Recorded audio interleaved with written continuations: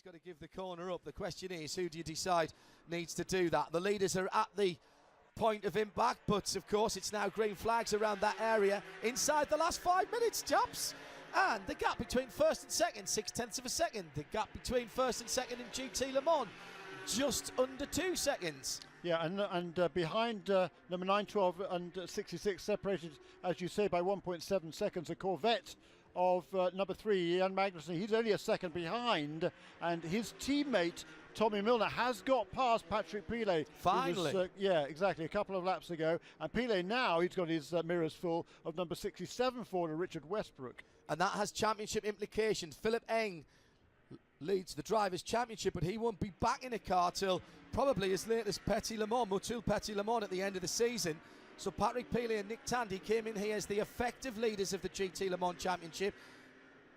They will, on a quick bit of unofficial arithmetic, not my strongest point anyway, I think that will pass to their teammates if it stays the way it is at the moment. It'll be Vanter and Earl Bamber who will take the lead in the championship of the drivers who are doing the full season. Now, this battle for the lead overall and in DPI, Mustang sampling, it's all going to be feeling a little more loose now. The tyres, the Michelin tyres hanging on, very durable, but with the cars getting lighter and the pressure coming on, so easy to lock a brake here or to make a mistake. BMW ahead of them, little bit of traffic, and this will be Philippe Albuquerque going, oh, not another GT car, Pat. Yeah, this is where Ricky Taylor has to make a decision. If the opportunity comes with this lap traffic, is he going for it? It almost has to be a pre-decision because he's only going to get one shot at it. Yeah, with 2.5 minutes to go, there's not even a full car's length between first and second. Philippe Albuquerque now will be driving as fast and or as slow as he dare and can, because he's got to try and keep that Acura behind him, because I think if the pass is made, I'm not sure he's got anything left for him to be able to challenge again. And we can see on our screens there the advantage the Cadillac have. It's a torque off the corner, it just leaps off the corner and onto Shoreline Drive. That's a huge advantage because he's able to leap off the hairpin and get a good run on the straight. The Acura is a good bit quicker at the end of the straight, but the advantage that the Cadillac gains under acceleration is more than enough to offset the deficit at the end of it. He's going to get the BMW between first and second. Brilliant manoeuvre from Philippe Albuquerque. Now, what was great about that was Albuquerque didn't try to make the pass down into 8. He actually backed off as he was going down Pine to turn onto Shoreline Drive, and that gave him the opportunity to make the pass without coming under any pressure from the Acura in second. And this is where the thought process of great drivers is going in. Mere mortals like us wouldn't even have the wherewithal to drive the car. Not only are these guys driving the car at the very ragged edge of adhesion, but they're also planning and strategizing.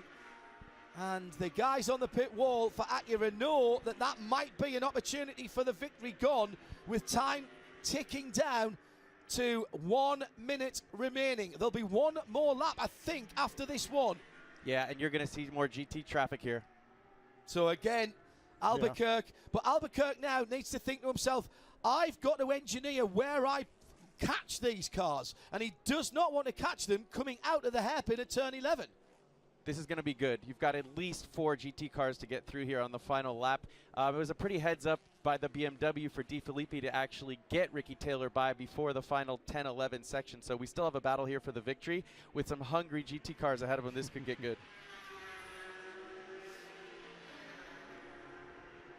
And the number 3 car, the Corvette, is right with Dirk Müller as they head toward turn 1 on Shoreline Drive. White flag is in the air for round 3 of the IMSA WeatherTech Sports Car Championship, the Bubba Burgers Sports Car Grand Prix at Long Beach. The leaders coming through, the leading cars in GT Le Mans. Brilliant work by Philippe Albuquerque. It's not always about the side-by-side last gap, last of the late breakers movement. It's about that planning and scheming, and Albuquerque there was absolutely inch perfect. Now the number 911 of Patrick Pilet has got the second place Acura behind him, and nothing really Patrick could do there Pat Long, he's on the racing line at a part of the circuit 2, 3, 4 and 5 that really only has one racing line. Yeah, nothing the 911 could do. He did the right thing, but the 7 car had a chance to absolutely lunge it in there and throw everything out the window as far as being conservative. He took the conservative way, and we might have a battle here now as we head into 10. Into 10 and 11, there's a Corvette right in the middle, and the leaders are back together again. This is not all over. 2 more corners. We've seen hairpin action here in the past. It'll be a sprint to the line, and it is going to be Philippe Albuquerque. He's planned, he's schemed, he's weaving left and right, but he will take the Bubba Burger Sports Car Grand Prix at Long Beach and wins it by 3/4 of a second from a chasing Ricky Taylor for Acura Team Penske, who captured pole position. 3rd for Dane Cameron in the sister car. But the battles in GT Le Mans were ahead of those leading cars, and some of those will continue.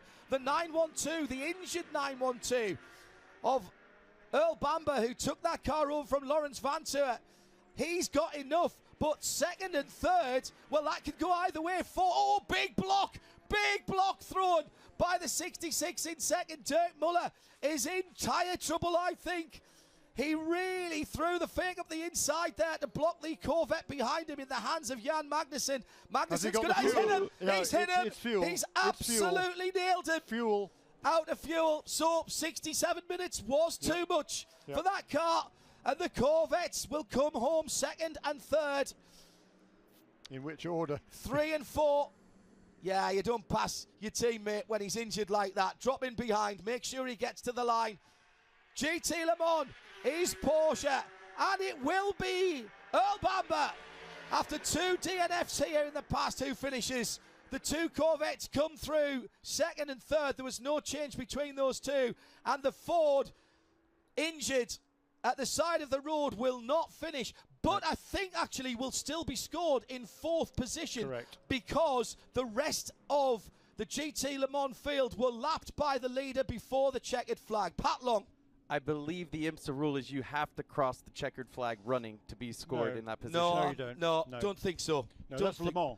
Yeah. I'll challenge you on that. Okay, 66 and 3 review.